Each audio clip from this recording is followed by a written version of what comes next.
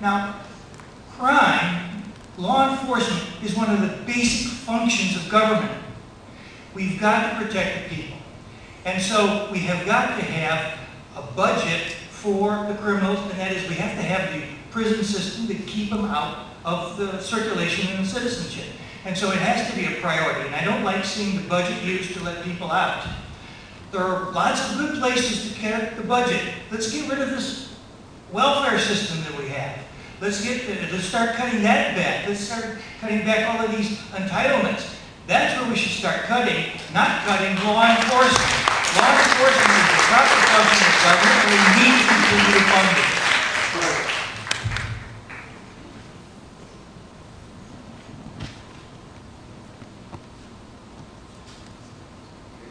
Both of you responded to that question already, right?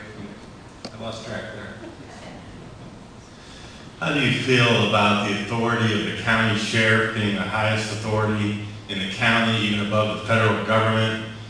How do you feel about the county sheriff's authority if a federal agent comes into our county and tries to violate what we feel is a constitutional right?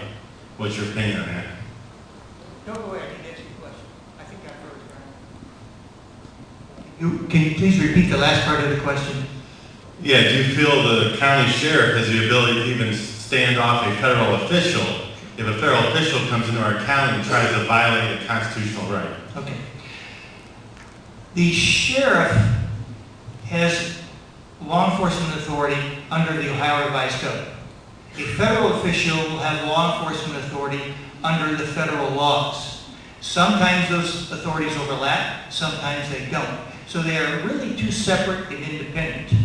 And if a federal officer would come in and try to stop the sheriff from enforcing the Ohio Revised Code, or criminal code, he would be wrong and he wouldn't be able to do that. Likewise, the sheriff wouldn't be able to stop the federal agent from coming in and enforcing a federal law. I think I've answered your question. So it's not one over the other. We have the dual system. And is there something I'm missing from your question? Yeah. Follow-up to that is, there's a big constitutional debate about the encroachment of the federal government. For example, the National Defense Authorization Act. There's a provision that many people feel is unconstitutional about the detention authority without due process. Yeah. If an agent came in here, I hope the sheriff would tell them to get the hell out. What's your opinion on that? Yeah. There's an organization, I read about it and I saw about it, I can't remember what it's called, but I loved it. And it's where agents, both federal and state, would sign up and say, if we're given an order and we know that order is going to violate somebody's constitutional rights, we're not going to enforce it. I agree with that wholeheartedly. Oath keepers. Oath takers, thank you, that's what it is. Oath keepers, that's what it is. I agree with that wholeheartedly. I was very happy to see something like that existed, that there was an organized movement, and that's, if we don't have people, let's take Louisiana, when they had the hurricane, not recently, but 10 years ago, whatever it was. And the chief of police said, well, we're going to confiscate all the guns and take people's guns, we're going to violate all the civil rights. That was so wrong at all levels. Ultimately, they went to court and it was proven wrong, but the problem is, it happened. We need to think about that ahead of time. We need to make sure that all of our officers, whether they're federal, whether they're state, understand that we have a constitution, constitutional rights, and it is always wrong to violate those. And you know what? The trials of Nuremberg prove that.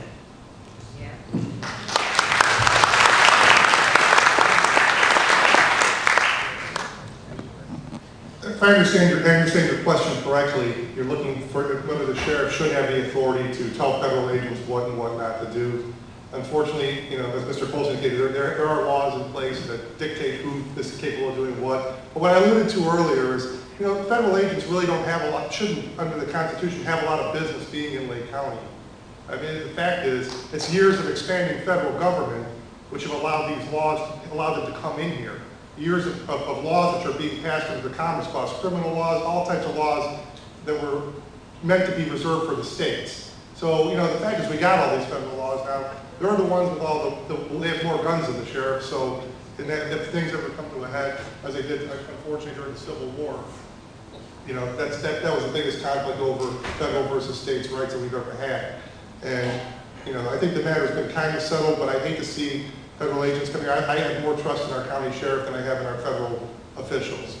And I hate to see them coming here into our county enforcing laws that really have no business being on the books in the first place. Again, it's just a problem that stems from an overly expansive federal government, which we have had an inability to deal with. And it continues to expand at a rapid rate. More laws, more regulations, more things that were never meant for the federal government to be engaged in.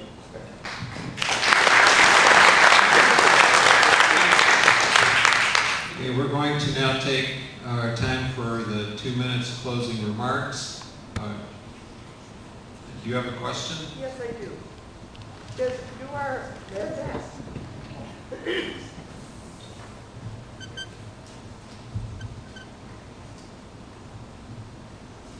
You have to forgive me for my ignorance, but do we have a program where the prisoners work? Like what we used to call a chain gang, right? But is there, you know, it costs money to keep these guys in incarceration, right? So is there some kind of program that they could work to offset the costs of keeping them there?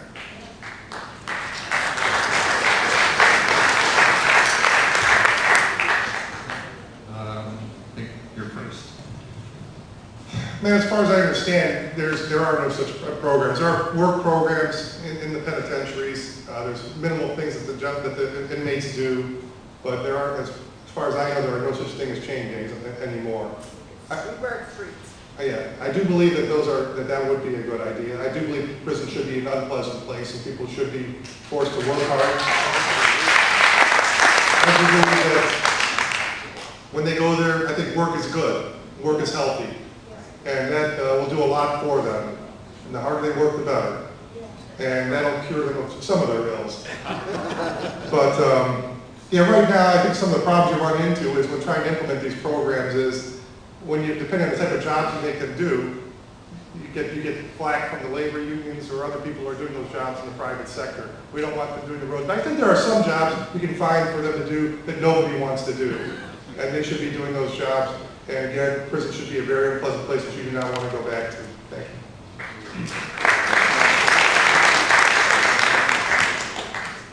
I'm all in favor of chain gangs. No question about it. Unfortunately, to answer your question though, no, there is nothing. And in fact, our prison system is pretty well broken. Inmates almost control prison. The violence that goes on in our prisons, the crime that goes on in our prisons, we need to rethink how we do prisons. I was just reading recently an article in Japan and how they do prisons. Now they have a different system of law that we have, but their prisoners are only allowed to talk and mingle a certain amount of time, some limited hours a day. The guards are in total control. When they go from one place to another, they march in a straight line. They can't look left or right.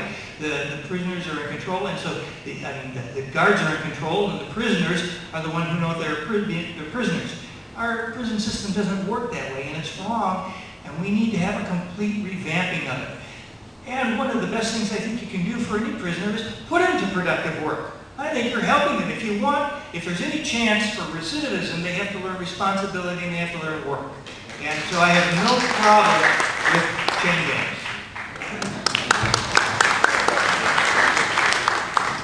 Okay, we're going to take our 2 minutes for closing remarks. First, Mr. Barthel and then Mr. Colson. Again, ladies and gentlemen, it was a pleasure to be here this evening. I appreciated the conversation, the ability to talk to you all. I hope you got to learn a little bit about myself. I do believe that I'm the best candidate for the position of Lake County Prosecutor. I bring 17 years of legal experience to the office I would be bringing. I have nothing but good things to say about my opponent, Mr. Colson. I did work for Mr. Colson for years early on in my career, and he has done a very good job at the office. I don't want to take anything away from him. I do believe that there is room for improvement in the office. I believe I can bring that improvement to the office. I believe that I'm the best candidate to serve the citizens of Lake County. I have had experience prosecuting cases over the years, and I really enjoyed the process and enjoyed the